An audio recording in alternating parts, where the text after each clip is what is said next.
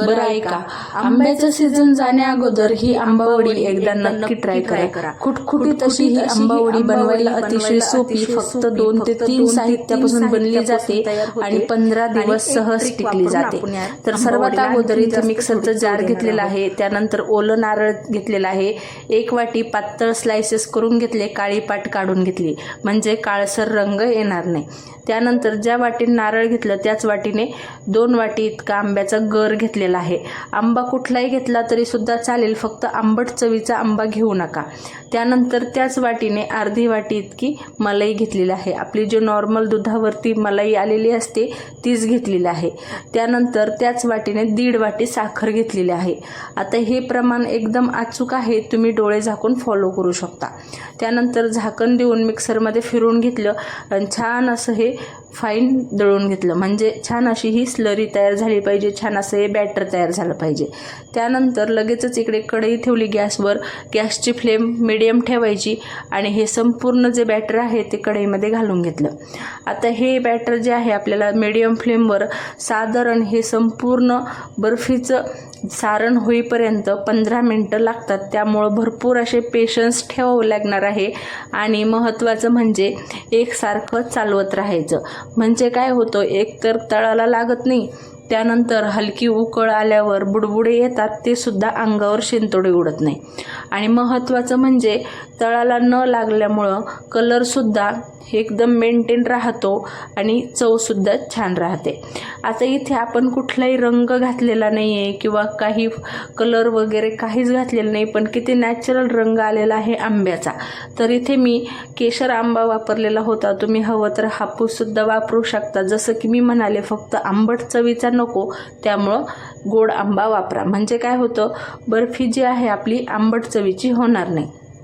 त्यानंतर हे असे बुडबुडे येत असतात, त्यामुळे ते अंगावर शिंतोडे उडू नये म्हणून एकसारखं चालवत राहायचं, म्हणजे काय होतं, तळाला लागत नाही आणि अंगावर शिंतोडे उडत नाही।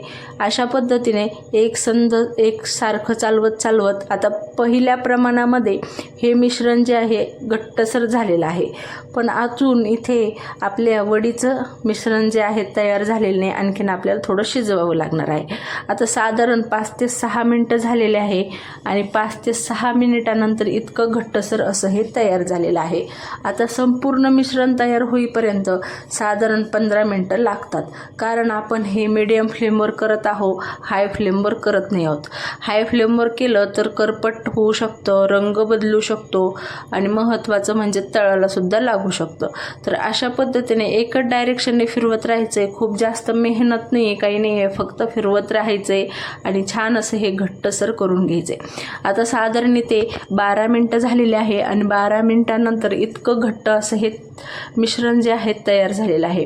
आता तुम्ही म्हणाल इथे दुधावरची मलाई नाही घातली तर मग काय घालायचं, दुधावरची साय नसेल तर काय घालायचं, मग अगदी पाव वाटी, ज्या वाटीने नारळ घेतलं ना त्याच वाटीने पाव वाटी दूध घाला। फक्त दूध हे ना गरम नका घालू, नॉर्मल टेम्परेचरचं घातलं तरीसुद्धा चालेल किंवा मग फ्रीजमधलं घातलं तरीसुद्धा चालेल, फक्त गरम दुधाचा वापर करू नका। आता इथे वेलची वगैरे नाही घातली मी, तुम्हाला हवी असेल तर घाला, कारण नॅचरली आंब्याचा सुगंध येण्यासाठी इथे मी वेलचीचा वापर केलेला नाही।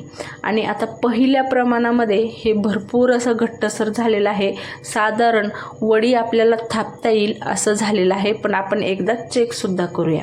तर हे बघा आणखीन थोडंसं घट्ट, म्हणजे याने काय झाले, पहिले तर एकतर कढई सोडलेली आहे, म्हणजे मिश्रण जे आहे कढईला चिकटत नाही, सोडलेले आहे। ही पहिली खूण आहे जे की आपलं मिश्रण तयार झालेलं आहे हे ओळखण्याची, आणि अलगद असं हे चमच्यामध्ये येते, ही दुसरी खूण आहे। त्यानंतर आपण खालची जी मिश्रणची बाजू असते ती वर घेतो तर खाली थोडंसं व्हाईट झालेलं असतं, ती एक तिसरी खूण आहे। आणि चौथी आणि महत्त्वाची अशी एक खूण दाखवते, तर यामध्ये काय करायचं, थोडासा चमचा रोवून पाहायचा। तर चमचा रोवला आणि चमचा जर पडला ना तर मग आपलं सारण तयार झालेलं नाही, पण चमचा रोवला आणि चमचा बसला ना सारणमध्ये की मग आपलं वडीचं सारण जे आहे तयार झालेलं आहे असं समजून जायचं। तर हे बघा या ठिकाणी मी चमचा रोवत आहे, तर हलका पडत आहे आणि अशा पद्धतीने रोवला गेला की आपलं सारण तयार आहे। आणि खूप जास्त असं चमच्याला सारणसुद्धा चिकटलेलं नाही आहे। आणि महत्त्वाचं म्हणजे की कढईमध्ये अशा पद्धतीने गोळा होतोय, इतका असा गोळा झाला की छान आपलं हे सारण तयार झालं. एखादं ताट घ्या किंवा एखादं ट्रे घ्या, एखादी डिश घ्या, फक्त थोडंसं 1 ते 2 थेंब तूप घालून आहे ना थोडंसं ग्रीस करून घ्या. म्हणजे काय होतं, तळाला आपली वडी चिकटणार नाही आणि सोप्या पद्धतीने निघून येईल. त्यानंतर संपूर्ण जे सारण आहे ते ट्रेमध्ये घालून घ्यायचं आणि सगळीकडे व्यवस्थित अगोदर पसरवून घ्यायचं. त्यानंतर सपाट अशी एखादी वाटी किंवा मग एखादा सपाट असा चमचा घ्यायचा, त्यावर 1 थेंब तूप घालून वाटीला ग्रीस करायचं आणि वाटीने छान अशी ही बर्फी जी आहे थापून घ्यायची. तर हे बघा, अगदी काही सेकंदांमध्ये ही बर्फी थापली जाते. बनवायला तर सोपी आहे, फक्त वेळ जास्त लागतो आणि महत्त्वाचं म्हणजे साहित्य खूप जास्त लागत नाही. टिकायला सुद्धा भरपूर काळ टिकते आणि जेवणानंतर काहीतरी गोड खाण्याची इच्छा होते किंवा उपवासासाठी सुद्धा उत्तम पर्याय आहे.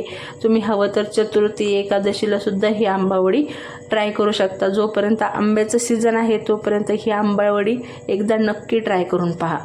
प्रवासात सुद्धा तुम्ही नेऊ शकता. आरामशीर प्रवासामध्ये 8 ते 10 दिवस टिकली जाते आणि लगेचच गरम गरम असतानाच या वडीला आहे ना थोडेसे कट देऊन घ्यायचे. म्हणजे काय होतं, थंड झाल्यावर कडक होते तर मग कट बसले जात नाही. त्यामुळं गरम गरम असली की तेव्हाच कट द्यायचे. हवं तर थोडीशी 10 मिनटं नॉर्मल थंड झाली तरी कट दिले तरी सुद्धा चालेल. आणि अशीच ही बर्फी साधारण 1 ते 2 तास असेच ठेवायची, छान सेट होते. फ्रीजमध्ये ठेवायची गरज नाही, नॉर्मल टेम्परेचरला ठेवली तरी सुद्धा सेट होते आणि अगदी खुटखुटीत अशी ही आपली आंबावडी तयार होते. तर ही आंबावडी एकदा नक्की बनवा. तुमचा अनुभव माझ्यासोबत शेअर करा. तुम्हाला आंबावडी रेसिपी कशी वाटली नक्की कमेंट करून सांगा. पुढची रेसिपी कशाची पाहायला आवडेल हे सुद्धा कमेंट करून नक्की सांगा. आणि एकदम सोप्या पद्धतीने ही आंबावडी निघून येते. महत्त्वाचं म्हणजे छान अशी ही खुटखुटीत तयार झालेली आहे. आता जास्त प्रमाणात करायची असेल तर तुम्ही डबल प्रमाणात साहित्य घेतलं तरीसुद्धा चालेल. पण ताजी आंबावडी करायची आणि ताजी खायची तर काहीतरी वेगळाच फ्लेवर येतो. तर आता जसं की मी म्हणाले, नॉर्मल टेम्परेचर ठेवली तर 10 ते 12 दिवस टिकली जाते. फ्रीजमध्ये ठेवली तर 10 ते 12 दिवस टिकली जाते. नॉर्मल टेम्परेचरवर ठेवली तर 6 ते 7 दिवस टिकली जाते.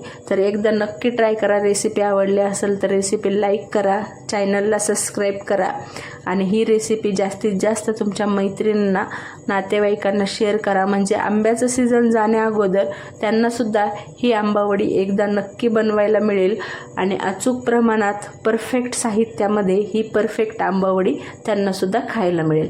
चला तर भेटूया अशाच एक भन्नाट रेसिपीसोबत. तोपर्यंत चला बाय बाय आणि स्वस्त खा, मस्त रहा.